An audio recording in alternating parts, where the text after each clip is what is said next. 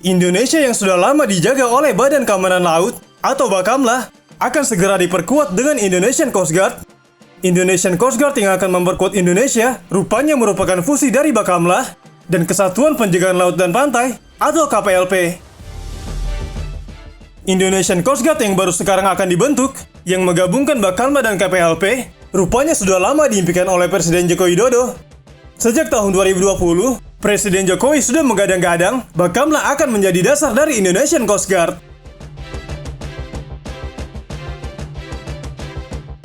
Pembentukan Indonesian Coast Guard sendiri baru disetujui pada bulan Juni tahun 2023. Hal ini seperti yang dikatakan oleh Kementerian Koordinator Bidang Kemaritiman dan Investasi.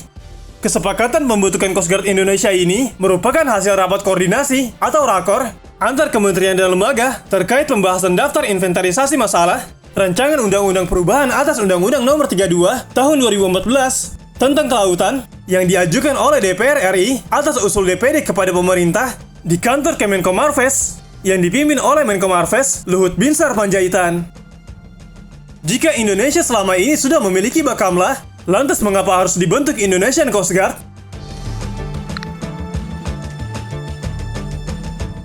Rupanya pembentukan Indonesian Coast Guard adalah salah satu usulan dari pihak Bakamla sendiri. Tidak hanya itu, Bakamla juga berbagi kegelisahannya soal menjaga wilayah perairan Indonesia. Hal ini sebagaimana yang diutarakan oleh Laksamana Muda Bakamla S. Irawan. Beliau menerangkan bahwa ada konflik Laut Natuna Utara yang saat ini harus Indonesia waspadai. Pasalnya tidak hanya Cina, kini Vietnam juga masuk ke dalam negara yang overlapping soal Laut Natuna Utara. S. Irawan turut menjelaskan masalah lembaganya yang patrolinya tersendat karena bahan bakar kapal. S. Irawan mengatakan, kapal kita siap untuk berlayar dan patroli, tapi kita tidak memiliki bahan bakar yang cukup untuk menjangkau laut Indonesia yang luas. Maka dari itu kita mengandalkan TNI Angkatan Laut. Di tengah masalah itu, ada kabar pula bahwa Amerika Serikat juga sudah mulai mendekati kapal Cina di Laut Natuna Utara.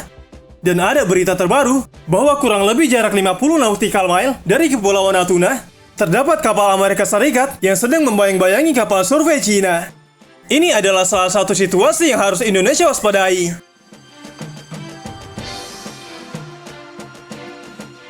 Dalam hal ini, S. Irawan mengemukakan pendapatnya. Dalam menghadapi masalah tersebut, beliau menjelaskan bahwa Bakamla membutuhkan kapal Coast Guard daripada KRI atau kapal perang. S. Irawan mengatakan, negara kita adalah negara maritim, kita membutuhkan Coast Guard. Kapal perang bukanlah jawaban untuk keamanan perbatasan. Hal ini turut berhubungan dengan landasan kontingen.